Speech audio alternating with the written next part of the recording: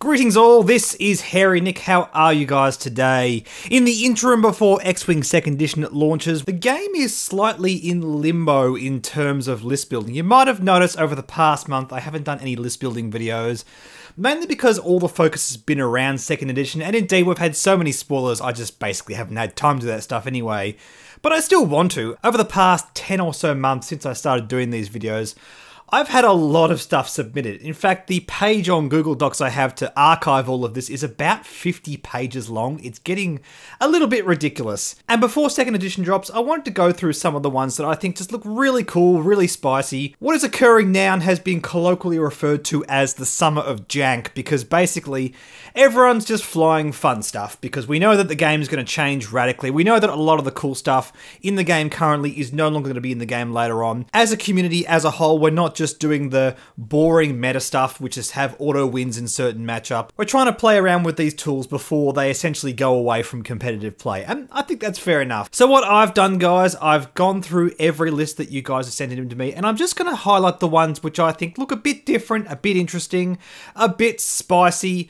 Not so much looking at stuff that are just, you know, variations on meta lists. I'm having a look at things that bring forward some new cool ideas, and specifically looking at ones that include tools that we simply will no longer have when 2nd Edition rolls around. So without further ado, guys, this is Summer of Jank Part 1. Let's take a look at the 3 lists I've decided to have a look at in this particular video. First up, let's take a look at this list here by Nick Vernon.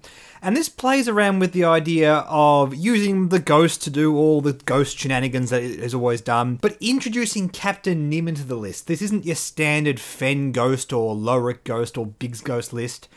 This is using a Captain Nim, and Captain Nim usually likes a bigger points investment on his frame, with TLT and Harpoon missiles and all that kind of quote-unquote fun stuff.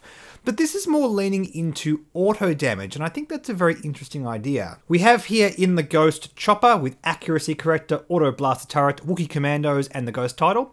In the Attack Shuttle is Zeb Aurelius with the Phantom title, and on the Skirg Bomber is Captain Nim with VI, Auto Blaster Turret, Bomblet Generator, Havoc, Accuracy Corrector, and Genius. And yes, with both of these main ships having Auto Blaster Turret and Accuracy Corrector, you can see this is all about auto damage. There's also the Bomblet Generator alongside Captain Nim's ability is very, very potent. I will say that this chopper build does like to lean into using the Zeb Aurelius crew card. That's a little bit tricky in this list because you have Zeb Aurelius on the Attack Shuttle, so in order to achieve that, you would have to upgrade the Attack Shuttle to at least Ezra Bridger, which is another 2-point investment. Then you are a little bit stuck. So you just can't get quite the amount of value the usual really powerful chopper build can have. But I don't think that's a huge cost. I will say it is frustrating from the point of view that if you bump your opponent, you get Chopper's ability, but you can't shoot them, and that gives them a chance to disengage and get into range 2 the next turn. It's going to mean there's a bit more cat and mouse going on. You don't get to use those auto blasters double tapping as consistently as you otherwise would have. So if there is any way you can think of making that work, that is worth thinking about. You have to cut Wookiee Commandos and possibly something off Captain Nim. Maybe take off Accuracy Corrector and give him fire control systems instead. That's not as good as Accuracy Corrector alongside the Auto Blast Turret, but it's still quite useful. If you can't keep closing range 1 on your opponent, that means you can at least get some good attack efficiency.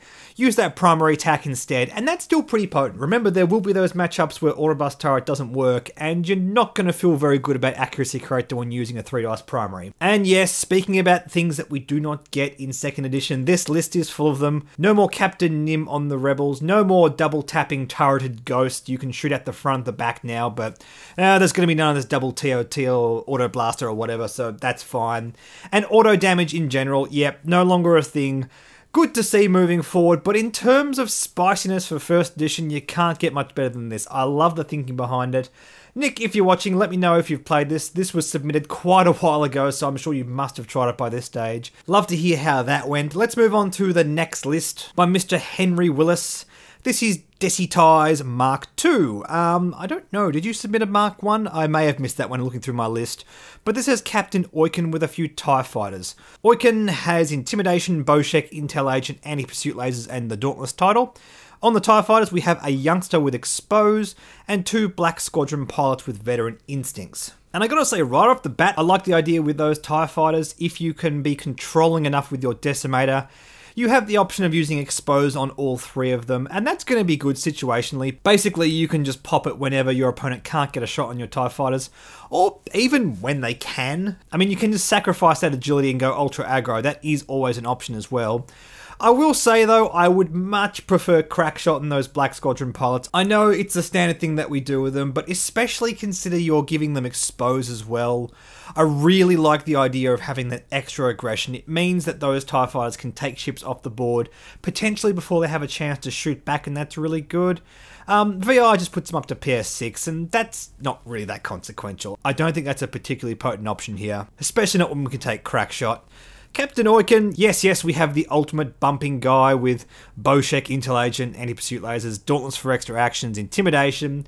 That's good. It's a shame we can't quite fit on engine upgrades here, and look, you could theoretically think about maybe dropping Anti-Pursuit Lasers and Bowshek, but then you're kind of hedging the build anyway.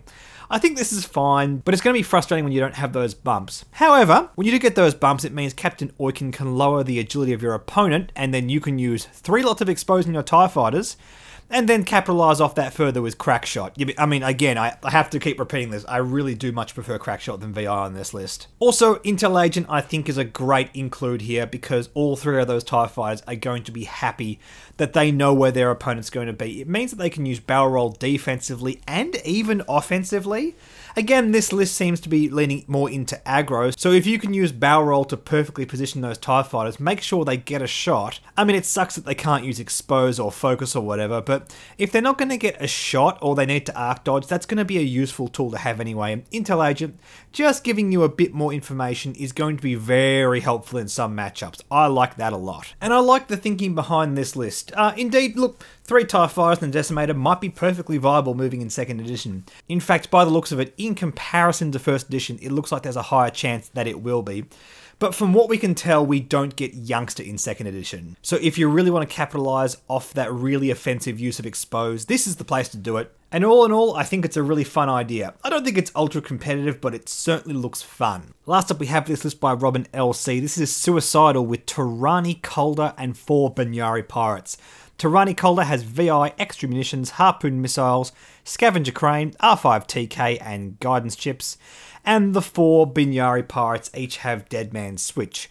Now, Dead Man's Switch, despite being a card that gives you automatic damage, is actually going to make it into 2nd edition.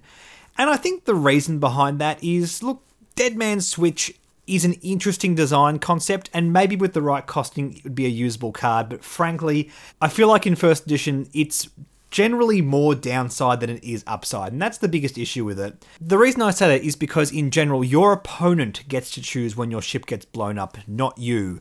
Now, you have broken that symmetry by adding in R5TK, but I still don't know if there's enough upside out of that. Having said that, if this is a concept you want to push, yes, we do not get harpoon missiles in the 2nd edition. Thank God. And if you really want to push the potential of them, this is the kind of thing you can do. I frankly don't think R5TK alongside Dead Man's Switch Headhunters is really going to be that useful in 2nd edition. So if you're going to get any value out of it, have a play around with it here. Now, in terms of fun, yes, this list 100% is absolutely fun. I will say though, you've saved 8 points here, and I think there's an obvious choice to what to do with those 8 points. Give 2 of those Benari pilots harpoon missiles, and when you're flying this, put the 2 without the harpoon missiles up front and charge them headlong into your opponent, and just see what kind of havoc you can reap. Sure, the Z95s with harpoon missiles can't shoot their own guys, but that's okay because harpoon missiles still offer you splash damage regardless. So you can still trigger Dead Man's Switch off your opponent's ship blowing up if your ship is close enough, and that could be a lot of fun, really. In fact, from that point of view, you could think about dropping R5TK altogether. As I said, I'm not really a huge fan of him, and if you want to give Tirani a bit more flexibility, you could give him an unhinged astromech. Now, that won't leave enough room for those 2 harpoon missiles I was just talking about, but that's another option nonetheless. And I think in terms of pushing this idea of having harpoon missiles alongside Dead Man's Switch to try and get this massive overflow damage effect going on, R5TK is not a crucial element. I will say though, just on the subject of being perhaps a bit more competitive, you might want to consider turning these Benari Pirates into bug sappers and give them all feedback arrays. Now, yes, I know that's not really playing around with the concept that you're trying to table here, but what you could do with that is really abuse all of that automatic damage. Just get your Z95s in there, get them zapping, zapping, zapping, and Tyrannicolder can use his splash damage to do as much damage as backup, and perhaps that might just be a bit more consistent. I will say, if you do that, there is a risk that Tyrannicolder has a much bigger target painted on his head. If you put a dead man switch on all of these Z95s, it really makes your opponent worry, and it means your opponent's going to want to target them as fast as possible. And maybe that's the more competitive option. I'm just spitballing ideas here. This is a nice, fun concept. I don't think it's competitive or anything, but I do like the idea of playing around with Z Swarms. I think with the added red barrel roll they're getting in 2nd edition, they're absolutely worth looking at as a ship to play around with in Swarms.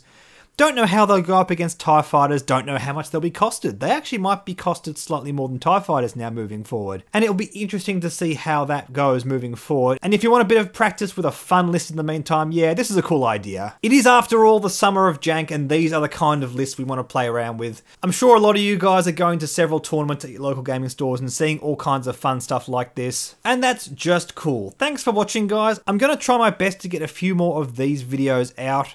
You're more than welcome to post some more lists in the comments, but please be aware I already have a massive backlog of lists and I'm not going to be able to get through those ones. And I would like to focus on the lists I got earlier on when I tried to make these videos, because I really want to support the subscribers that have been with my channel from the earlier days. But if you want to post any lists here, feel free to comment and I will respond and have a chat to you guys about what I think. This is a really fun and silly time for X-Wing 1st Edition, and I think there's still a lot of conversations to be had about these old lists. In the meantime, guys, thank you so much for watching. Like and subscribe, like me on Facebook, follow me on Twitter and Reddit, and I will catch you guys later.